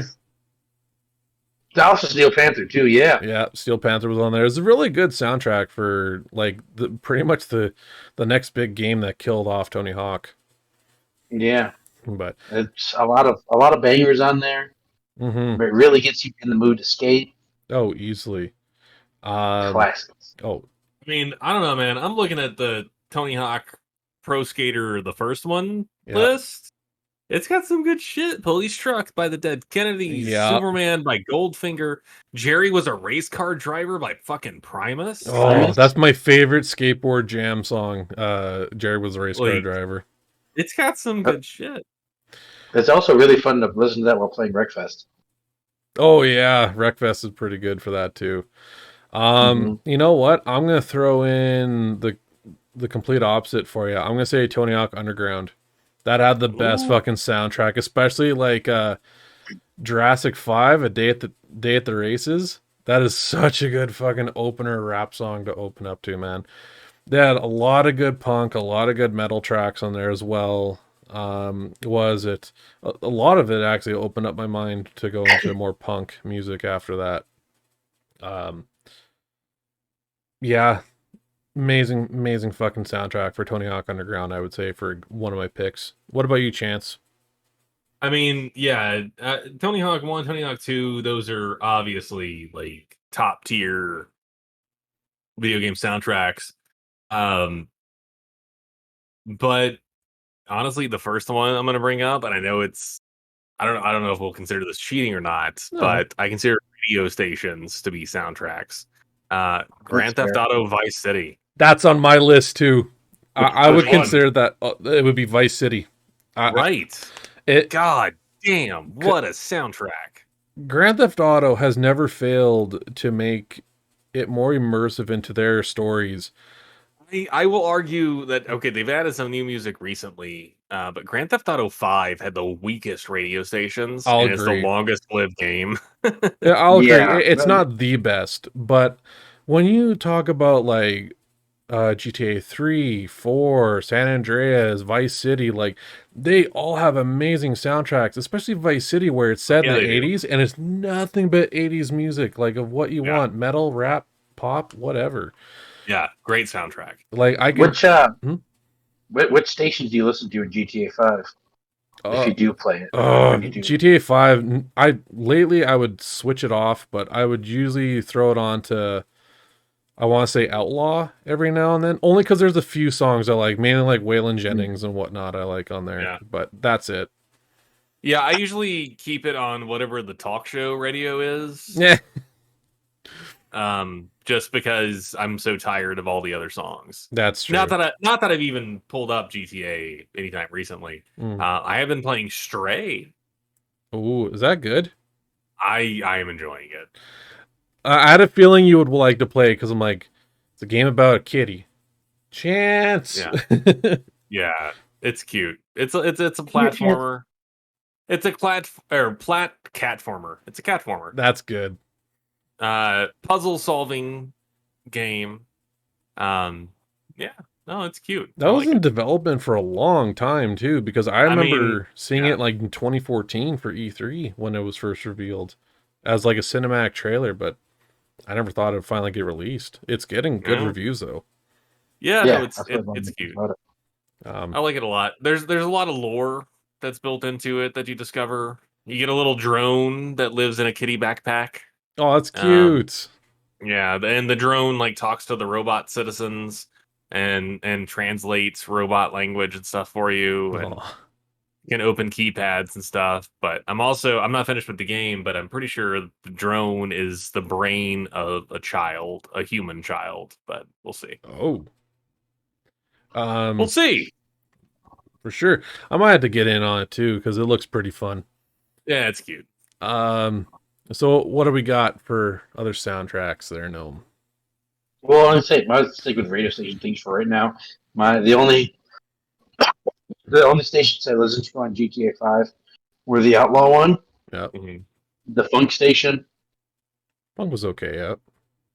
And the one that had Tyler the Creator on it. Okay. Other than that, I think it was like for Vice City, it was definitely V-Rock. I always stayed on. I liked the new wave station, Wave 103 or whatever it was called in Vice City. Yeah. They had like Corey Hart and shit like that in it. Fuck yeah. Oh, it was such an amazing soundtrack. Like, I have distinct memories of playing Vice City back when it first came out. And like being on my way to a mission and Billie Jean came on the radio and I stopped the car and listened to the entire track and then continued the mission. That was me, but it was for Twisted Sister. Yeah, Twisted Sister, or especially Quiet Riot, when I heard I think it was like Bang Your Head. Yeah. Oh, that was just such a good fucking banger. Oh my god. That and Feel the Noise. Feel the Noise, yeah. So Vice City for sure is definitely on my list for favorite soundtracks. I'm gonna throw in Brutal Legend. Oh, like it! I hadn't even thought about that. Like, yeah, that's a fucking good one. In high school, that was where I got into heavy metal, especially, and like I was listening to a lot of generic metal bands like Metallica, Slayer, stuff like that. And then Brutal Legend trailer came out, and it's like, fuck, Jack Black's in it, sweet. And then all of a sudden I see like Lemmy's in it, Ozzy's in it. I'm like, well, shit, now I have to buy this game. And almost every Judas Priest, isn't it? Oh yeah, Rob Halford. Lita Ford's in it too. But I remember like getting it day one, and I still have my copy when I first bought it in high school, and almost like to this day I end up playing and finishing the game like every year just because how much I love it. The soundtrack especially is what broadened my horizon for heavy metal music, and like all the different subgenres as well. Like what was it? Nitro I got into quite a bit. 3 Inches of Blood. It all over the radar. Even Was It Prong I got into because of them. Their song Snap Your Fingers, Snap Your Neck was a good jam to always just headbang to. Amazing fucking soundtrack. What you guys got? I mean, most of the games that I play don't have like soundtracks. You know what I mean? Like, oh, but even if like music scores, I think that counts too. Yeah, I mean, The Witcher 3. The Witcher 3, okay. Just in terms of like tone setting music, like every piece of music that plays throughout that entire game fits the tone and place of where you are. The battle music, the level up music, the intro to the game every time you booted it up, like it immediately immerses you in the world. Yeah, I and should try and give that game a second try. Yes. I have not played any of the Witcher games, but I know, like, was it Wild Hunt that one was called? I know, Witcher 3, yeah. yeah, and for many people, like, they've said that, like, it's one of their favorite games, and it was a masterpiece, and I might have to try it out one day. Usually the whole medieval era doesn't really interest me that much, but, you know, I'll take a swing at it. Yeah, I mean, it's in my top 2 games ever made. Wow. What's the other one? Red Dead. Red Dead Redemption 2. Can't argue that. Which, that's a fantastic game. that whole soundtrack alone was amazing. Mm-hmm. You get some fucking Willie Nelson in there? Oh, was it? Was Willie Nelson the one that did the house building song? No, No. Willie. I can't remember which. It was towards the end of the game. Willie track played, but no, I mean the house building song alone. Give me a hammer and a nail, and I'll nail it. Dunk, dunk, dunk. Yeah. Oh, no, fucking genius. Loved it. Loved that game. And you get if you do a bad guy playthrough, you get a very anachronistic rap song as you slaughter people on your way to Micah. Holy shit! I'm gonna have to try that now. I know, like, even just some of the just main music scores of Red Dead Redemption 2. Like, I think when you're leaving the mountains and you're coming into the valleys and you hear that the female vocals like harmonizing. Oh, it's so beautiful. Damn near brings a fucking tear to your eye when you hear it. It is a masterpiece of a game. Yeah. Love it's special. When you come back from the island, and you're riding to camp, that Unbroken plays. Yeah. Or Unshaken. Unshaken, yeah. Yeah. Yeah. Oh, when that and Unshaken, playing, may I? Love that. Oh yeah. I mean, when that's like, like I said, like everything fits the tone. Like, when you start that ride and it goes into cinematic mode and it's playing that song, like you're coming to the end of Arthur's story. Yeah. Like, yeah, it's heavy shit. I mean, I remember playing through the game. No. It was after Arthur collapses in Saint Denis. And I remember telling my wife, like, things aren't going well in the game. And she's like, what? And I'm like, I'm pretty sure Arthur has tuberculosis. Oh. And she's like, you're taking this game really seriously. And I was like, I mean, yes, but also, like, I'm very attached to Arthur at this point. You want to know what's funny? Just hearing that, I had the same kind of experience with my wife, which at the time, her and we were dating, and she was still in school, university, studying. And I was playing Red Dead Redemption 2, and it got to his last ride, and it's like that cinematic scene where it's like the song and that. And my wife, like, I had my headphones on, I'm playing this, and she's studying, and I had to pause the game many times because I was fucking bawling my eyes out just knowing that it's gonna happen. She thought I was laughing because I had my hand covered, and she thought I was like just giggling a bit, and she saw me just blubbering. She's like, "Are you really taking this game seriously?" I'm like, "He's my boy, okay? Come on." I was like, "Shit."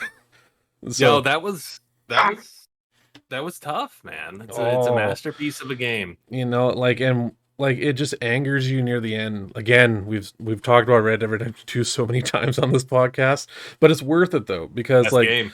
yeah, like when it especially makes you angry and more devastated, especially when like Micah's standing over Arthur. It's like, y'all out of it now, Black Lung, and you just like, he's all out of energy, just want to kill him. Like, fuck, get up, damn it, come on. But yeah, all in all, amazing fucking soundtrack, along with an amazing game. What other games you guys want to throw in there? It's a Madden game, surprisingly. Okay. Madden 14. Okay. Was there like a lot of memorable songs in that one? I had classic System of a Down. Oh, wait, on a Madden game? Really? Yeah, it had that one Beastie Boys song, Sabotage. Oh, nice. It just had like a bunch of bangers. And What System of a Spotify, Down did they have? Yeah, which one was that? It wouldn't have been Chop Suey, would it? no, I it know was that like that. I want to say Sugar, Oh, Sugar's a good and jam.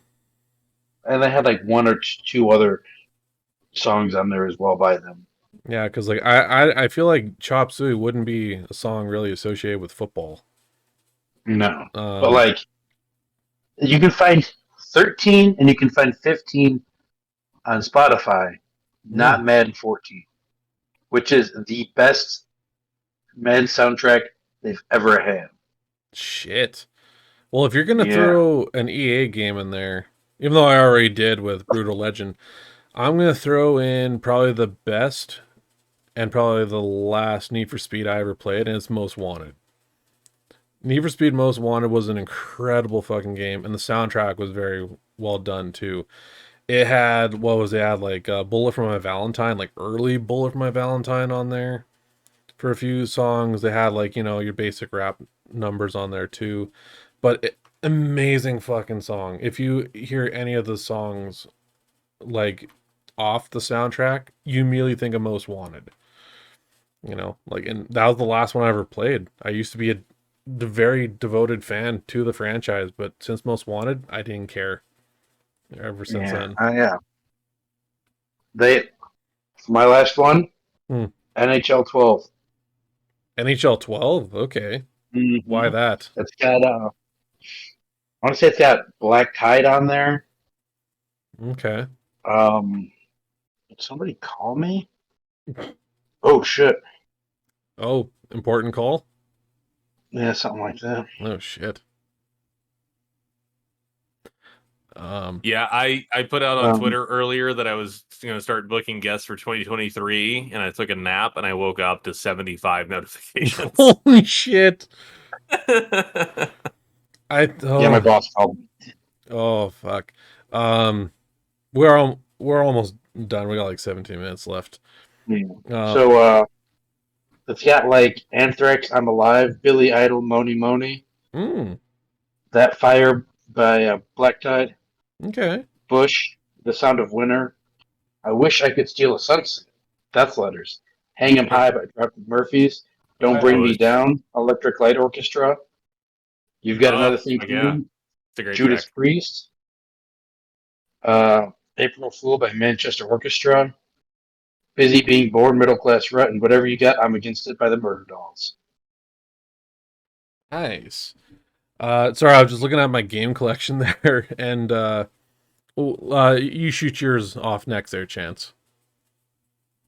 I'm going to bring up, and it's going to be a little bit wide ranging, but the WWE SmackDown versus Raw games okay. Had surprisingly decent soundtracks. They did. I didn't play many of them, but I remember them having good ones. Like the one I remembered in particular was 2007. SmackDown versus Raw 2007, which had like 3 Days Grace, which at the time was considered pretty decent. Yeah. Which with Animal I've Become and Riot. Yes. What game is this again? SmackDown versus Raw 2007. That's the cover that has Triple H on it, right? Correct. Oh, I thought so, yeah. But then it also has Rise Against. It's got Godsmack. It's got Blackstone Cherry. It's got Ghostface Killer. What song by Blackstone Cherry? He's a huge Blackstone Cherry fan. Really? He loves Blackstone Cherry. I love them too. Hey, I can get you like an autograph, man. I have their autograph like 3 times. Wait, fuck, what? Okay. Are you serious? Yeah. They just live the next town over. Fuck off. They're like the descendants of the Kentucky Headhunters. And my mom used to date Greg Martin, who's the guitarist for the Kentucky Headhunters. Oh my god. Yeah. I know all of those guys, man. Yeah. If he doesn't take that, I will. Like, I love him. Yeah, I know all the blacks. I could probably get you. I could probably get you something cool. Oh my Because god. my futon's a piece of shit in the legs. Like, I've never seen him so happy and giddy before. Holy shit. It's like I saw them in like when I was in 8th grade. Got all their autographs on a shirt and a poster, which is in my car. And then saw them again in 2015. Got their autographs and all their pics. Damn, that's a good score. I would love to see Blackstone Cherry live, but they don't even come near my hometown. Which, don't blame me, it's pretty boring. Their town fucking sucks. Those are hometown boys. I fucking love them. That's funny. That's funny. Fucking Hell and High Water is my favorite song by them. It's like people people really love Cage the Elephant. They're good. And I used to live above Matt, the lead singer. Right. Really? Yeah, like I've been on stage with those guys. Dressed in a full Orgasmo costume. We're talking like Orgasmo, like Matt Stone, Trey Park. Oh my god, yeah. Yeah, I still have the costume.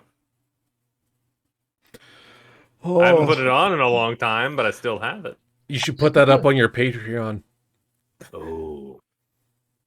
It's Just, not a bad idea. Just saying, like 1 year anniversary of Terrifying Tomes of Terror. If you're part of the Patreon top tier, you get to see that picture of Curator in Orgasmo.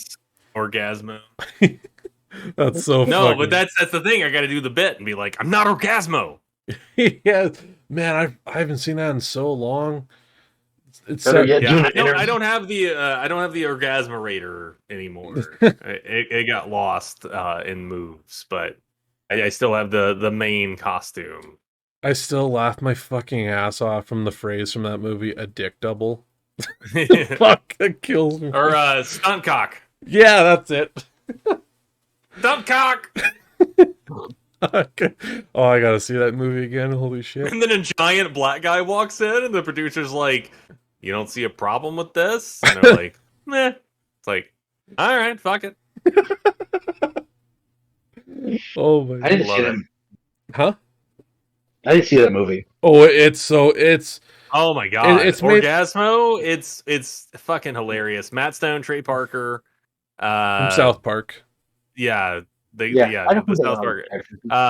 About a Mormon missionary turned porn star. Yeah, because he's like trying to get the money to like to get married or something like that. Yeah, I remember that being like the premise. Like it's been a while since I've seen it, but my god, is it funny? Also there's so many bits from South Park that show up in it. Also stuff that you would recognize from Cannibal the Musical or Basketball. Basketball is probably my favorite film from Matt Stone and Trey Parker. Well, and they did not direct that. That was David Zucker, I believe. Really? Yeah, they actually came on pretty late in the process. Oh, because like if we're talking about like soundtracks and that, like to hear some Real Big Fish on there, love it. Like, come on, like. Not gonna lie, basketball would be a sport I would actually fucking show up to in the stands and watch. Even if like Real Big Fish is there, like doing the fucking national anthem or whatever. I'll have myself a beer. Oh fuck yeah, fuck! I'm probably gonna watch that tonight. Yeah. I like when the goat gets in the taxi cab and Trey's like, yeah.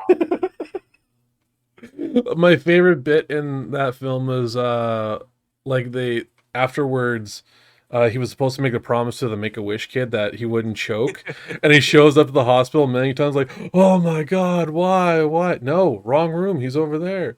Yeah. Oh, why? Like, fuck, it kills me. I use the. Or Trey's trying to show off, and Matt says something, and Trey's like, "You don't like that. You like Taco Bell." Yeah. I use that in daily conversation. Like, that's an insult I throw at people. Where it's like, you don't like that, you like Taco Bell. Do they get it, though? No, nobody gets it. I'm almost 40. There's no one getting my references. The only reason why I asked that... I made a bacon coffee joke the other day, and everyone looked at me like I was a fucking mummy. That's the reason why I asked, because your most recent episode with Danger Slater, go check it out, people, on Terrifying Tomes. You brought that up about like making references that like the newer generation doesn't get, and like I'm turning 30 next month, and I've had those instances too where I'll make like a fucking reference to Wayne's World or whatnot. Yeah. And no idea. Like all of a sudden I do like the whole swing and like, what? I'm like, oh fuck you. Like, you don't even get that. Oh, that episode in Danger was fun. Oh, like, he was a riot. Like, yeah. I don't know if you saw the animated clips I threw in there. I was hoping you saw it, because like when he's like, you could just have like cavemen in there and just call it Moonfellows, and I had like 2 cavemen there with like a boulder looking like like ricochets off the moon. 10 points. Yeah. Oh, that was fun. This comes out this Sunday, right? Yeah, this will be coming out Sunday. Okay, so by the time this episode launches, my new episode with Andrew Joseph White, author of Hell Followed With Us, will be out also at Terrifying Tomes of Terror. Fucking great conversation. Andrew makes me feel very inadequate about myself at 37, considering that he was 23 when we recorded the interview and was already a New York Times best-selling author. Which, looking over this episode, I will warn you, if you guys are driving, please be sure you're on an empty bladder, because you will laugh yourself damn near. You will pee yourself for how many funny moments that will be on here. So yes, definitely do show some love for our boy PlayChancePlay on the Terrifying Tomes of Terror. Which, speaking of other podcasts, Gnome, you're coming back with your Going Gnomewhere, hey? It's about time to pick it up from there. Yeah, I'm finally that my whole life is settled, and I'm kind of sick and not as sick as I was. Yeah, that's true. Yeah, But life really grabbed me by the balls and kicked me in the dick. what a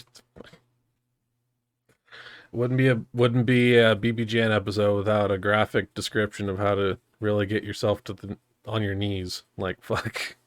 Mm-hmm. I moved out to Chicago. My car blew up, and then a few days later, I got COVID. Okay, so with 5, so your butthole is just like this now. Yeah. There's no fart. It's really just wind. Life really fucked me, and then like threw me like a couple dollars. Was like, all right, there's your cab fare, bitch. I feel like Gnome is Cartman in the episode where he can't get an iPad. Oh God, yes. I like to be wine and dine before you fuck me. Yeah.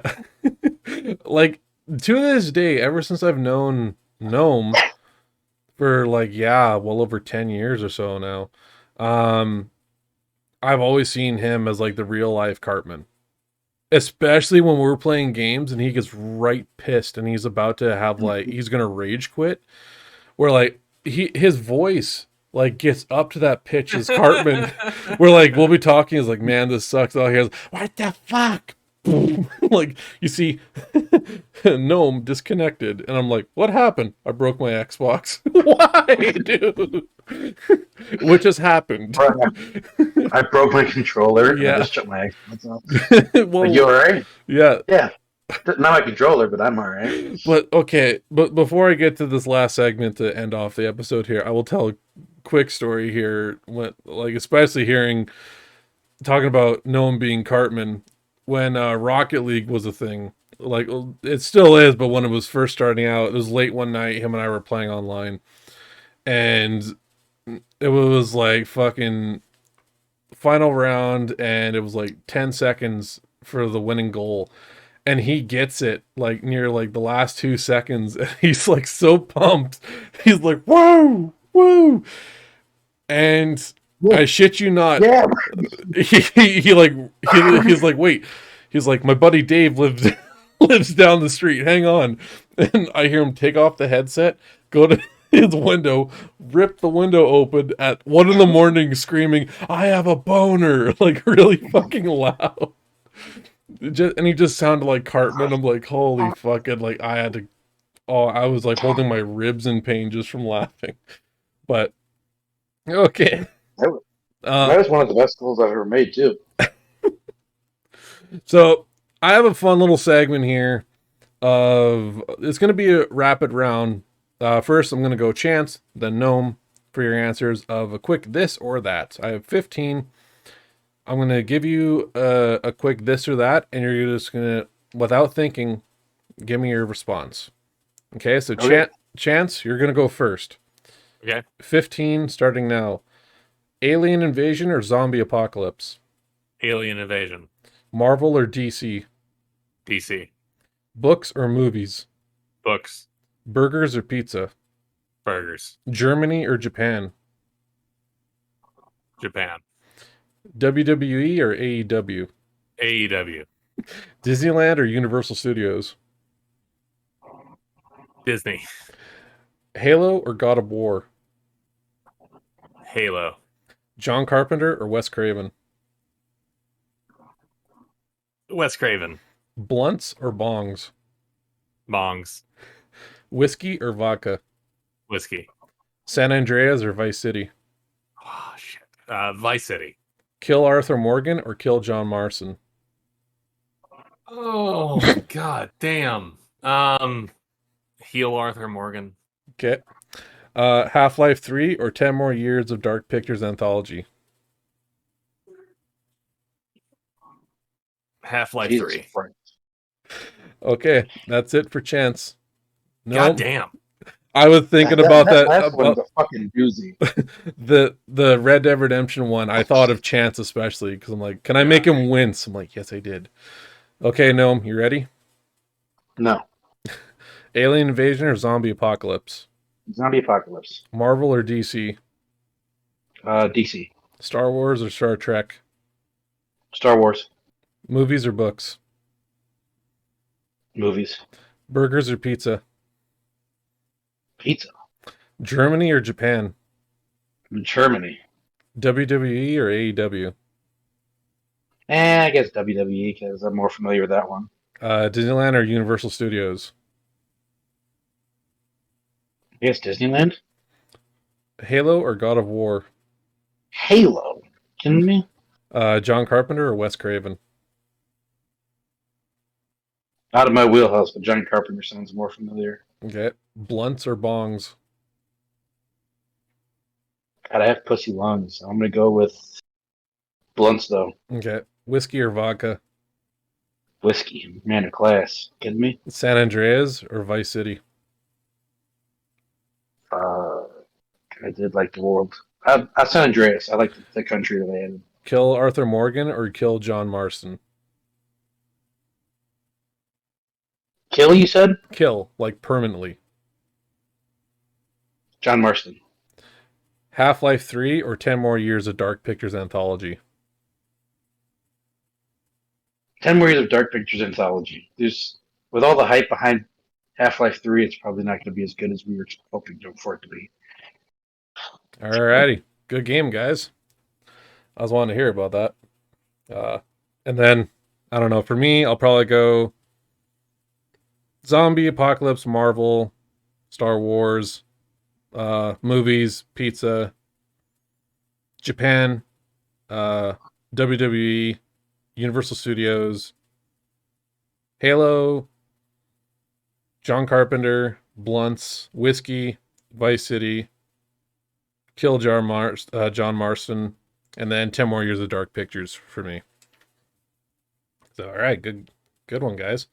Alrighty, so that's gonna tie it off here with a nice good bow. Thank you all very much for tuning on in. If you want to find us elsewhere out there and on the internet, whether it be Twitch, you can also find our curator of horror on his podcast, Terrifying Tomes of Terror, where he talks about horror books with authors, and as well with Gnome with Going Gnomeware, which he should be releasing pretty soon. And as soon as I get my third episode, release the trilogy. for sure. All right, guys. As always, I am the Big Red Gamer. Alongside with me, PlayChancePlay. I'm Papa Gnomes. We'll see you around, and we will be back soon. Until then, Excelsior.